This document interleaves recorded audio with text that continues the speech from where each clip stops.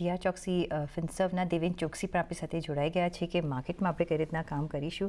દેવેનભાઈ, ઘણો સ્વાગત છે.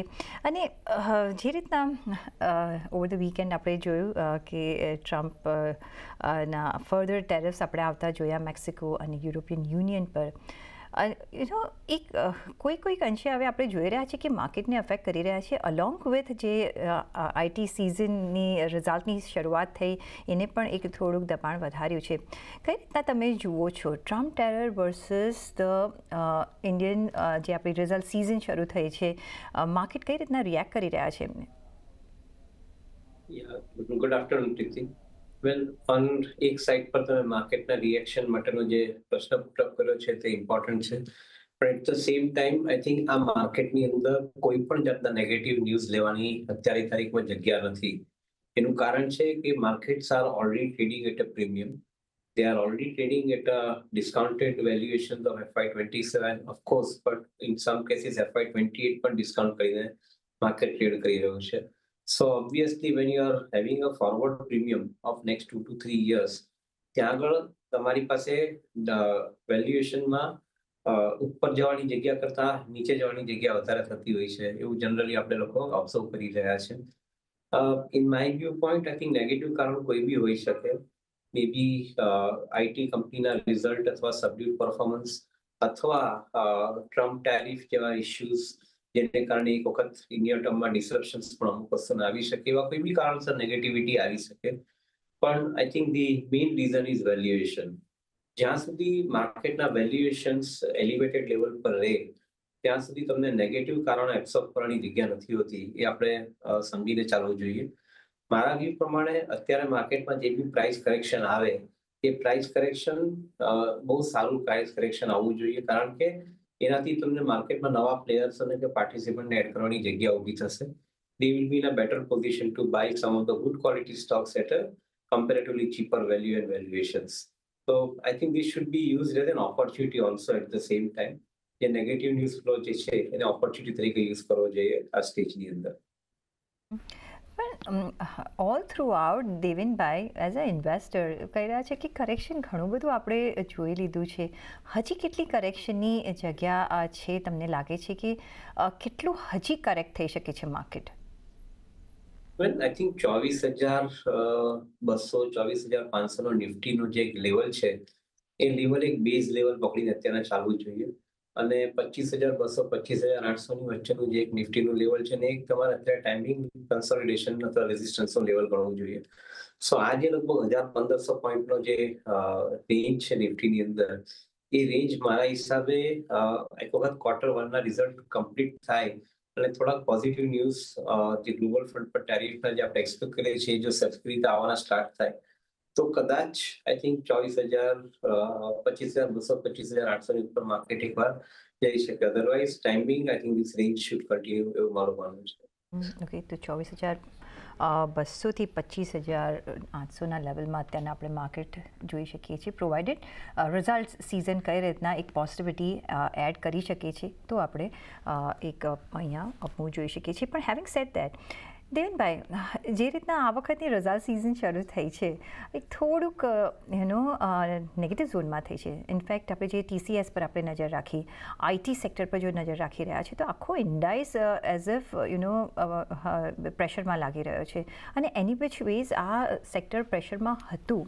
કઈ રીતના તમે જુઓ છો આજે બીજા બી હવે આઈટી કંપની ફોલો થશે રિઝલ્ટ સાથે, પણ TCS અને આખા આઈટી સેક્ટરને કઈ રીતના હવે તમે જોશો? આઈ થિંક ઇન્વેસ્ટરો ઓલરેડી આઈટી કંપની પાસેથી ફક્ત પોઝિટિવ કોમેન્ટરીનું જ એક્સપેક્ટેશન કરી રહ્યા હતા, ના કે આ ક્વાર્ટરની અંદર ગ્રોથ અથવા માર્જિન ગ્રોથ આવે એના માટેના કોઈ પણ જાતના એક્સપેક્ટેશન કોઈ બી એસ્ટિમેટમાં આઈ થિંક હતા નહીં. એટલે ટુ ધેટ એક્સટેન્ટ મારા ખ્યાલથી TCSનું રિઝલ્ટને ડિસઅપોઇન્ટમેન્ટ નહીં ગણવું જોઈએ. It is more or less in line with expectation એવું ગણીને ચાલવું જોઈએ. હા, એકાદ બે વર્ટિકલની અંદર બિઝનેસ વર્ટિકલમાં એ લોકોને ડેફિનેટલી આ ક્વાર્ટરની અંદર જે ઇમ્પેક્ટ છે એ થોડીક ફીલ થઈ રહી છે. પણ I don't think that the market is super excited at this point of time for any IT company. Market અત્યારની તારીખમાં ફક્ત પોઝિટિવ કોમેન્ટ્રી આવે કે નહીં આવે એને માટેનું ધ્યાન રાખી રહી છે. ઇવન ઇફ પોઝિટિવ કોમેન્ટરી આવે આઈટી કંપનીઓ તરફથી તો બી એક્ઝિક્યુશન તમને આવનારા 8 ક્વાર્ટરની આસપાસ રિફ્લેક્ટ થવાના સ્ટાર્ટ થાય. તો I would rather like to take one step at a time. અત્યારના ક્લિયરલી એવું દેખાય છે કે ફ્રન્ટલાઈન આઈટી કંપનીઓ છે એમાં કોઈ મેજર ગ્રોથ અમે લોકો નથી જોઈ રહ્યા. અમને લોકોની મિડ ટિયર આઈટી કંપનીઝની અંદર જે એન્જિનિયરિંગ આર&ડી સ્પેસમાં છે ત્યાં આગળ ગ્રોથ ફેક્ટર્સ દેખાઈ રહ્યા છે. હાવેવર એના વેલ્યુએશન્સ એડિક્વેટલી પ્રીમિયમ લેવલ પર ટ્રેડ થઈ રહ્યા છે. એટલે જ્યાં સુધી માર્કેટમાં એક કરેક્ટિવ ફેઝ નહીં આવે કે જ્યાં વેલ્યુએશન થોડા સસ્તા થાય ત્યાં સુધી કદાચ આઈ થિંક આપણે પોઝિટિવ ન્યૂઝે પણ બાય કરવા માટે નહીં લઈશું. In fact I think we will wait for the price correction to happen to buy into some of the good quality companies with the positive news. Okay, તો મે બી આપણે મે બી બ્રોડર માર્કેટ્સમાં એક નજર રાખી શકીએ છીએ, પણ હજી બી અહીંયા પ્રાઇસ કરેક્શનની ઘણી બધી જગ્યા છે આ સેક્ટરમાં. બીજો આજે આપણે એવન્યુ સુપરમાર્ટના જોયા, અહીંયા પણ આપણે એક થોડો ડીગ્રોથ જોઈ રહ્યા છે. આપણે જ્યારે એક્સપેક્ટ કરી રહ્યા છીએ કે હવે રિટેલ જે રીતના પૈસા હાથમાં આવશે અને લોકો સ્પેન્ડ કરશે, ને હવે જે એમના આઉટલુકમાં બી કહ્યું છે કે કમ દિવાળી અને કમ ફેસ્ટિવ સિઝન એ લોકો ગાઈડન્સ એવું જ આપ્યું છે કે અહીંયા આપણે એક અપમૂવ જોઈ શકીએ છીએ. કઈ રીતના પણ જે સેમ સ્ટોર ગ્રોથ છે આપણે ડીગ્રોથ જોયો છે, આ આખું જે રિટેલ સ્પેસ છે કઈ રીતના તમે નજર રાખશો રિઝલ્ટ પોઈન્ટ ઓફ વ્યૂ, અને ક્યાં તમારી નજર રહેશે?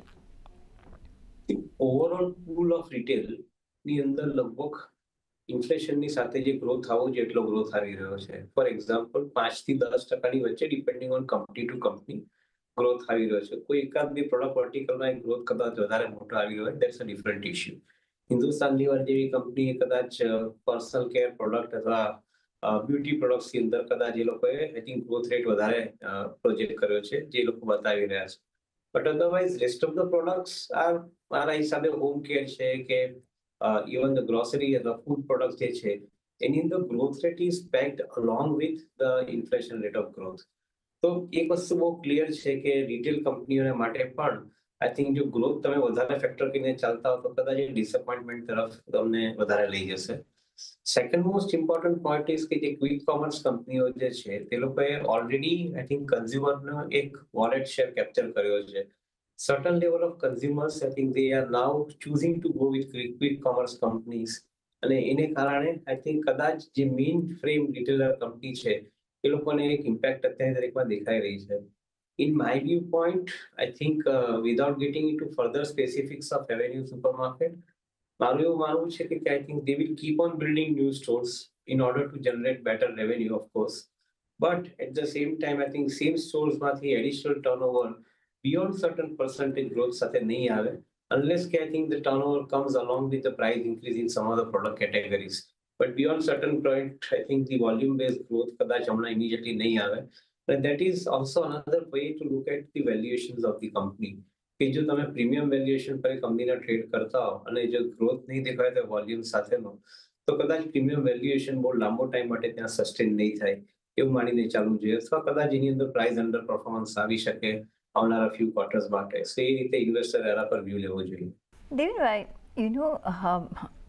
જેમ મેં કહ્યું કે વેલ્યુએશન્સ ડુ મેટર, અને ઓલ અરાઉન્ડ બી આપણે વેલ્યુએશનની ચર્ચા કરતા આવ્યા છીએ અને આપણા માર્કેટ્સ થોડા વેલ્યુએશન વાઇઝ મોંઘા રહ્યા છે. પણ તો પણ કઈ રીતના તમે અત્યારના નિવેશ કરી રહ્યા છો? ક્યાંક તમને એવા પોકેટ્સ દેખાય છે જ્યાં અત્યારના વેલ્યુએશન તમને રિઝનેબલ લાગી રહ્યા છે, જો એ પોઈન્ટ ઓફ વ્યૂથી નિવેશ કરવું હોય તો? Yeah, I think valuations expensive છે, પણ જ્યાં કન્વિક્શન છે ત્યાં આગળ થોડું એક્સપેન્સિવ વેલ્યુએશન પે કરવું જરૂરી પણ બને છે, કારણ કે આ માર્કેટની અંદર દરેક પ્લેયર પાસે એડિશનલ પૈસા છે રોકવા માટે. એટલે જનરલી પ્રીમિયમ વેલ્યુએશન કદાચ નીચે નહીં પણ આવે સારી કંપનીઓમાં. That is also possibility. As far as અમે લોકો જ્યાં સુધી જોઈ રહ્યા છે ત્યાં અમને એન્જિનિયરિંગ આર&ડી સ્પેસ પાસે જે કંપનીઓ છે તેમાં જરાક થોડું કન્વિક્શન વધારે છે. થોડુંક કન્વિક્શન વધારે છે જે કંપનીઓ પાસે ફાર્માસ્યુટિકલની અંદર CDMO અને APIના સપ્લાય કોન્ટ્રાક્ટ હાથમાં છે એ કંપનીઓમાં અમને લોકોને થોડું કન્વિક્શન વધારે છે. એક કોન્ટ્રાક્ટ વ્યૂ અમે લોકોએ મેટલ કોમોડિટી પર લીધો છે. અમને લોકોને એવું લાગે છે કે આવનારા 6 થી 12 મહિનાની વચ્ચે કદાચ મેટલ કોમોડિટીની અંદર એક સારી તેજી આવી શકે. આપણે વ્હાઇટ મેટલમાં થોડી તેજી ઓલરેડી જોઈ રહ્યા છે, ઇન્ક્લુડિંગ ઝિંક અને સિલ્વર. તો કદાચ આઈ થિંક અહીંયા આગળ ફેરસની અંદર એટલે સ્ટીલની અંદર પણ એક તેજી આવવાની જગ્યા દેખાઈ રહી છે. So that is one area which we feel relatively, I think, more safe. Chemical commodities, likewise, catering to the specialty chemical segment અથવા pharmaceutical segment ની અંદર જ્યાં આગળ એ formulations માટે certain commodities are operating. I guess I think chemical segment also looks relatively safer placed currently. Maybe કદાચ upside માટેની જે movement ચાલુ થાય એમાં કદાચ આ સ્ટેજ બેઝ સ્ટેજ કરીને કરવો જોઈએ ગ્રોથ મળવું જોઈએ. So selectively we are confident about the prospects going forward અને જ્યાં આગળ નિગ્લેક્ટેડ કંપનીઓ છે વેલ્યુએશન પોઈન્ટ ઓફ થી પણ પ્રોસ્પેક્ટ્સ અને પોટેન્શિયલ વધારે છે એને જરાક થોડુંક વધારે ડિટેલમાં ધ્યાન આપીને અમે લોકો પોર્ટફોલિયોમાં કન્સિડર કરી રહ્યા છે. સો ગિવન ધ સિચ્યુએશન અને અત્યારના મોમેન્ટમ સ્ટ્રેટેજી યુઝ કરવાની કેટલી ઓપોર્ચ્યુનિટી છે અત્યારના માર્કેટમાં જો તમારે નિવેશ માટે થોડો તમને હેલ્પ લેવી હોય તો? માર્કેટ કરેક્શન્સમાં બાય કરો તો તમને મોમેન્ટમમાં બાય એક્ઝિટ માટેની ડેફિનેટલી ઓપોર્ચ્યુનિટી આપશે. કદાચ કોઈ વખત કોઈ કારણસર 2-3 મહિનાનું વેઇટિંગ કરવું પડે અથવા 3-4 મહિનાનું વેઇટિંગ કરવું પડે, that's a different issue. But any price correction is a good bye opportunity to catch up the momentum.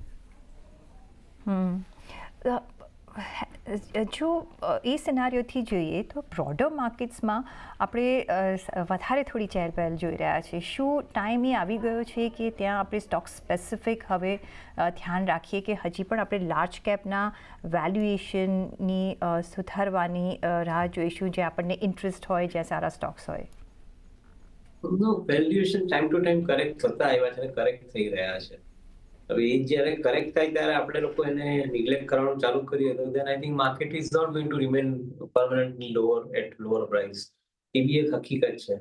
જે કંપનીઓના ફંડામેન્ટલ સ્ટ્રોંગ હોય એમાં કદાચ કોઈ કારણસર વેચવાલી આવે બજારમાં, એ કંપનીઓના ફંડામેન્ટલ પ્રોસ્પેક્ટ્સ પૂરા નથી થતા, કદાચ જે વેચવાલી આવે છે તે ટાઈમની અંદર એ સ્ટોક્સનો પ્રાઇસ અપમૂવ થોડા વખત માટે કંટ્રોલ થઈ જાય છે.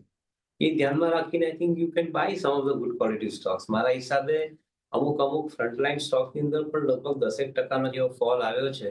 સો એ કદાચ આઈ થિંક ઓપોર્ચ્યુનિટી માટે રેડી બી હોઈ શકે. સો સિલેક્ટિવલી બાય કરવું જોઈએ એવું મારું માનવું છે. હા, અત્યાર સુધીના જે એફએમસીજીના જે અપડેટ્સ આવ્યા છે, પોઝિટિવ આવ્યા છે, રિઝલ્ટ્સ હવે આવશે એટલે આપણને ખબર પડશે. શું એઝ અ ડિફેન્સિવ એંગલ તરફથી જો જોવું હોય તો અહીંયા નિવેશ તમે અત્યારના કરશો? વેલ્યુએશન્સ બધા જ એક્સપેન્સિવ છે એટલે અપસાઇડ માટે બહુ મોટી ઓપોર્ચ્યુનિટી નથી એવું મારું માનવું છે. કદાચ કોઈ કારણસર માર્કેટમાં કરેક્ટિવ પ્રાઇસ હોય એનાથી 5% કે 7% કે 10% સુધી કોઈ કાઉન્ટર વધી જાય એટલે તમે રૂલ આઉટ નથી કરી શકતા. પણ તમે એને જો વેલ્યુ બાય પ્રોપોઝિશન માટે ગણતા હો તો ત્યાં દરેકમાં મારા હિસાબે દરેક કંપનીના વેલ્યુએશન્સ એડિક્વેટલી પ્રાઇસ છે. એઝ સચ in FMCG company we don't expect beyond 20% kind of a price appreciation from base level in any given year. Because they are always priced to perfection as far as market is concerned. So from that perspective, corrected price, કદાચ તમને 10-20% કમાવાની જે opportunity જોઈતી હોય તો corrected પ્રાઇસમાં મળશે એવું મારું માનવું છે. તો પછી risk return point of view તમે ક્યાં નજર રાખશો? ક્યાં આપણે વધારે રિટર્ન્સ મેળવવાની આશા રાખી શકીએ? શું તમને પ્રાઇમરી માર્કેટ કાઉન્ટર્સ ગમશે? ન્યૂ એજ કંપનીઝ તમને અત્યારના હવે અટ્રેક્ટ કરી રહી છે કે નથી કરી રહી? પ્રાઇમરી માર્કેટમાં સારી કંપનીઓ પણ આવે છે, લિસ્ટેડ થાય છે, પણ I think good amount of manipulation in the price tax place in primary market. Unfortunately A valuation દરેકની આંખ નીચેથી પસાર થઈ જતું હોય છે, પણ એ મેનિપ્યુલેશનને અટકાવવા માટે કોઈ ખાસ પગલાં લેવા નથી આવતા. એટલે ઇન્વેસ્ટર પણ ત્યાં આગળ પ્રાઇમરી માર્કેટમાં ટ્રેડર થઈ ગયો છે, એ બી ટ્રેડિંગ જ કરે છે ત્યાં આગળ. સો આઈ થિંક એની અંદર આપણે જ્યાં સુધી કોઈ સારી કંપની તમને સ્ટોક સરખા વેલ્યુએશન સાથે નહીં મળે ત્યાં સુધી તમારે ટ્રેડિંગ માટેનું માઇન્ડસેટ ડેવલપ કરવું પડે પ્રાઇમરી માર્કેટમાં જે સ્ટોક લિસ્ટેડ છે તેની ઉપર. સો I think we are little bit more balanced at this point of time. Good quality companies, when the price correction takes place, better opportunity at that point of time.